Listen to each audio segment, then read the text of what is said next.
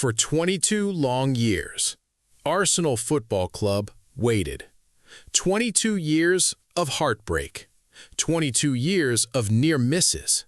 22 years of watching rivals lift trophies while one of England's biggest clubs slowly became the target of jokes. For more than 2 decades, that number didn't just represent time, it represented a weight, a shadow. Every August, the hope would return. Every May, it would shatter. For a generation of football fans, Arsenal became synonymous with almost, a sleeping giant trapped in the legendary reflection of the 2004 Invincibles, seemingly cursed to forever play the bridesmaid in a league ruled by a relentless blue machine. For an entire generation of Arsenal fans, glory was only a story their parents told them about. They heard about Highbury, they heard about Arsene Wenger, they heard about the Invincibles, but they had never truly experienced it themselves. Instead, they experienced pain, the humiliating defeats, the broken promises, the endless rebuilding seasons, the memes, the banter. And yet, through all of it, they stayed. They kept singing, they kept believing, they kept showing up. Because deep down, Arsenal fans believed one thing, that one day Arsenal would rise again. Because the truth is, history isn't written by the critics, it's forged by those who refuse to break. In 2026, the wait is finally over. The curse is broken. Arsenal Football Club are champions of England once again. This is the story of how Mikel Arteta overcame all odds, shattered a monopoly, and engineered one of the greatest redemption stories in modern football history. To understand the magnitude of this victory and why this title means so much, you have to go back to 2004, back to a different Arsenal. An Arsenal that played football with elegance, intelligence, and fearlessness. Under Arsene Wenger, Arsenal were not just winning matches, they were changing English football. In the early 2000s, they dominated the English football. Thierry Henry danced past defenders like they didn't exist. Patrick Vieira controlled the midfield like a warrior king. Dennis Bergkamp made football look like art. And then came the impossible, the Invincibles. An entire Premier League season unbeaten. Even today, it remains one of the greatest achievements in football history. At that moment, Arsenal looked unstoppable, like a dynasty that would dominate England for years to come. But football changes quickly. And nobody knew that this would be Arsenal's last league title for more than 2 decades. As the years passed, Arsenal slowly began to drift away from the top. The move from Highbury to the Emirates Stadium brought financial pressure. The club had to sacrifice competitiveness for stability. And one by one, their stars began to leave. Thierry Henry, Cesc Fabregas, Xavier Nasri, Robin van Persie. Every departure felt like another piece of Arsenal's identity disappearing. Meanwhile, rivals grew stronger. Manchester United dominated. Chelsea spent heavily. Manchester City became a financial powerhouse. And Arsenal became stuck. Not bad enough to collapse completely, but never strong enough to truly compete for the biggest prizes. The club that once terrified Europe became known for competing to finish 4th. Fans watched painful defeats year after year. 8-2 against Manchester United, European humiliations, defensive disasters. Soon, the jokes became endless. Top 4 trophy, banter club, same old Arsenal. For many clubs, that pressure would have broken them completely. But Arsenal's story was only beginning. Then came the moment nobody thought would ever happen. Arsene Wenger left Arsenal. After more than 2 decades, the man who defined the club walked away. And suddenly, Arsenal lost more than a manager. They lost their identity. The years that followed were chaotic. Unai Emery arrived with hope, but inconsistency and confusion quickly followed. The football lacked direction. The defense collapsed repeatedly. The connection between the fans and the club weakened. Even reaching a Europa League final ended in humiliation. For the first time in decades, Arsenal looked completely lost. And that's when the club made one of the biggest gambles in its history. They turned to a former captain, a young coach with almost no managerial experience, but trained by one of the best, Mikel Arteta.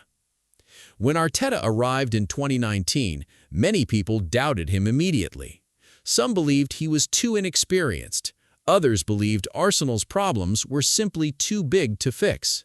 But Arteta saw something others didn't. He understood that Arsenal did not just need better tactics, they needed rebuilding from the inside out. The culture had to change. The mentality had to change. The standards had to change. And during the difficult moments, Arteta repeated the words that would eventually define this era. Trust the process. At first, people mocked it. When Arsenal finished poorly in the league, people laughed. When results collapsed, people demanded he be sacked. But behind the scenes, something important was happening. Arteta was building a completely new Arsenal, a younger Arsenal, a hungrier Arsenal, a united Arsenal. Bukayo Saka became the symbol of hope. Martin Odegaard brought creativity and leadership. William Saliba transformed the defense. Gabriel became a warrior at the back. Slowly, Arsenal stopped looking fragile and started looking fearless again. But rebuilding a giant is never easy. Before Arsenal could become champions, they first had to learn how to lose. And those lessons were painful. Season after season, Arsenal came close, only to fall short.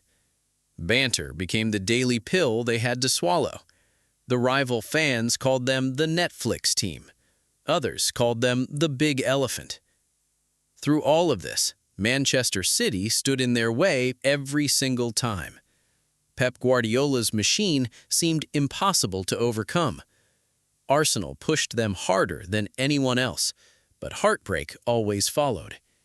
Injuries, dropped points, pressure.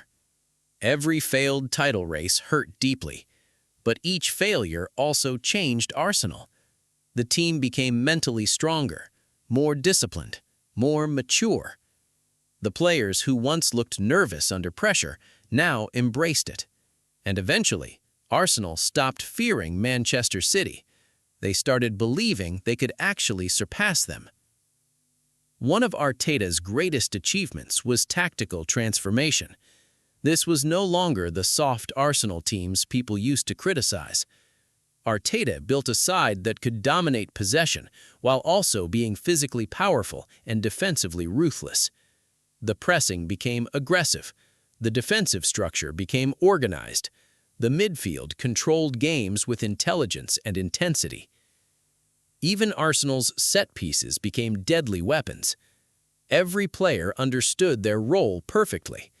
Declan Rice added leadership and control. Odegaard became the brain of the attack.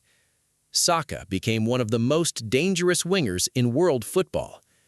And at the back, Saliba and Big Gabby gave Arsenal something they had lacked for years: defensive calmness. This Arsenal team was not just entertaining, it was complete. But tactics alone did not bring Arsenal back to the top. Culture did. For years, Arsenal looked emotionally weak. They lacked belief during difficult moments. Arteta changed that completely. He created accountability, discipline, unity. Players who did not fit the mentality were moved on, no matter how talented they were. Slowly, Arsenal became a family again. The connection between the players and the fans returned. The Emirates Stadium, once criticized for lacking atmosphere, became a fortress. You could feel it, the energy, the belief, the togetherness.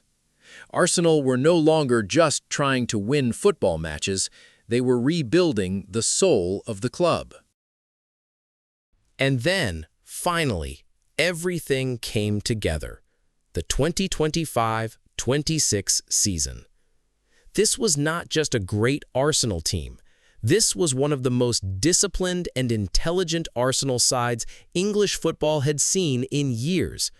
Arteta's Arsenal no longer relied on chaos or moments of magic alone. They became masters of control. They understood something many teams fail to understand in modern football.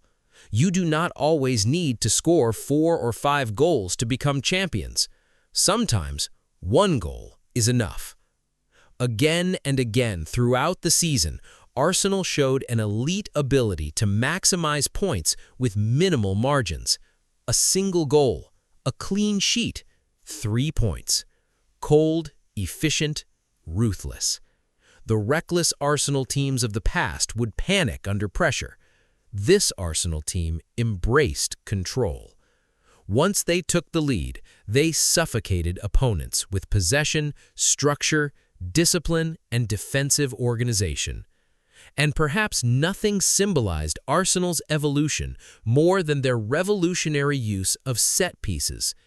For years, set pieces had been seen as secondary weapons in football, but Arsenal transformed them into an art form. Corners became moments of fear for opponents. Every delivery felt dangerous. Every movement was rehearsed to perfection. Near-post runs, blocking patterns, crowded penalty areas, perfectly timed deliveries. Arsenal weaponized details. Their dominance from corners and dead ball situations became one of the biggest tactical stories of the entire season, helping them score a record number of goals from set pieces. And behind Arsenal's defensive dominance stood one of the defining figures of the entire campaign, David Raya. In previous eras, Arsenal were often criticized for defensive instability and costly goalkeeping mistakes during high-pressure moments. But this season felt different, because whenever Arsenal needed saving, Raya delivered. Again and again, he produced moments that completely shifted matches. Reflex saves at point-blank range, one-on-one stops under immense pressure, last-minute interventions that protected precious leads. There were matches where Arsenal only scored once, and Raya made sure that 1 goal was enough. His composure with the ball allowed Arsenal to control games calmly from the back, but it was his reactions that truly amazed fans around the world. At times, his reflexes looked almost unnatural. So quick, so sharp, so instinctive that many supporters jokingly began comparing him to a cat. Always alert, always balanced, always finding a way to reach impossible shots. And in a season built on discipline, control, and defensive perfection, Raya became the final wall opponents simply could not break. His performances did not just win Arsenal points, they won trust. Trust from the defenders in front of him, trust from the fans behind him, and most importantly, trust that Arsenal finally had a goalkeeper capable of carrying championship pressure without fear. In a title race decided by the smallest margins, David Raya became one of the biggest reasons Arsenal crossed the finish line as champions. But what truly made this campaign historic was Arsenal's incredible discipline. Throughout the entire Premier League season, Arsenal did not concede a single penalty goal, and they did not receive a single red card. That statistic alone showed how complete this team had become.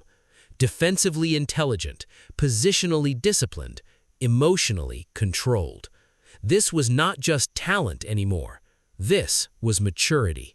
And then, in the middle of this title-winning campaign, another incredible story emerged. A 16-year-old wonder kid named Max Daumann.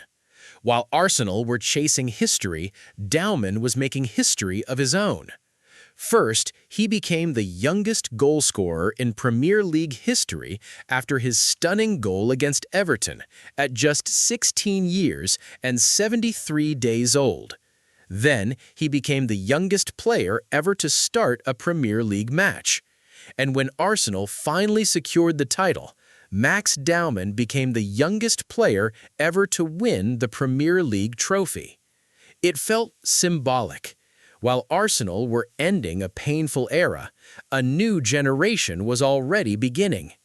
That is what made this title feel different. It was not just the end of a journey. It felt like the start of something even bigger. And when the decisive moment finally arrived, after 22 years, Arsenal were champions of England once again. The scenes were unforgettable. Fans crying, players collapsing with emotion, Arteta lifting the trophy. For many supporters, it felt unreal. An entire generation had waited for their whole lives for this moment, and finally, it belonged to them. This title means more because of what Arsenal endured to achieve it. This was not a team built overnight with unlimited spending. This was a club that suffered publicly for years. A club mocked constantly, doubted constantly, questioned constantly. Many people told Arsenal fans to lower their expectations, but they refused. And that is why this victory feels different, because it represents patience, faith, resilience. It represents every difficult season that came before it. Every disappointment suddenly became part of the journey, and in the end, the pain made the triumph even greater. The final whistle at Selhurst Park was merely a formality. It was the coronation a generation had prayed for. 22 years of pain, doubt, heartbreak, and ridicule washed away in a single afternoon of pure, unfiltered euphoria. Mikel Arteta had done what many believed was impossible. He stood toe-to-toe with the greatest managerial dynasty of the modern era, and he won. For years, Pep Guardiola's Manchester City looked untouchable, relentless, ruthless, unstoppable. But Arteta refused to surrender. Step by step, season by season, he built a team capable of dethroning the champions. And now his name stands alongside Arsène Wenger in Arsenal history. Not just as a former captain, but as the man who restored Arsenal Football Club to the summit of English football. And then came the celebrations, not just in North London, but across the entire world. From Indonesia to Vietnam, from Malaysia to Kenya, from Uganda to Ethiopia, from South Sudan to every corner of the global Arsenal family, the scenes were extraordinary. Fans flooded the streets wearing red and white. Massive trophy parades were organized thousands of miles away from London. Entire cities erupted into celebration. Supporters marched together, singing Arsenal chants late into the night. Some communities organized concerts and public viewing festivals. Others chose to celebrate by giving back, organizing charity drives, feeding vulnerable families, donating supplies, and helping local communities in honor of Arsenal's triumph. It became more than football. It became unity. A reminder that Arsenal is not just a club rooted in North London. It is a global family, connected by loyalty, suffering, hope, and belief. For years, rival fans mocked Arsenal with one phrase: bottle jobs. But now, that label is dead, completely buried beneath the weight of this historic achievement. Because this Arsenal team did not collapse. They endured, they evolved, and ultimately, they conquered. A new era has begun, and for Arsenal fans, this title is not just about winning the Premier League, it's about finally being rewarded for never giving up. For the fans who filled stadiums during the worst years, for the supporters who defended the club through endless ridicule, for the generations who waited their entire lives to see Arsenal back on top. This moment belongs to them. Because while players change and managers come and go, the fans remain. They are the heartbeat of the club. And after 22 years of pain, patience, and unwavering belief, Arsenal Football Club rose again. Not just as champions of England, but as proof that faith, loyalty, and perseverance can eventually lead back to glory. And perhaps the most frightening thought for the rest of football is this: Arsenal are still young, still improving, still hungry. And as celebrations continue across the world, another challenge waits on the horizon: a UEFA Champions League final against Paris Saint-Germain Football Club in Budapest. Which raises one final question: what if this is only the beginning? What if Arsenal's return to glory is just the start of something far greater? Because after 22 years of waiting, the sleeping giant of English football has finally awakened.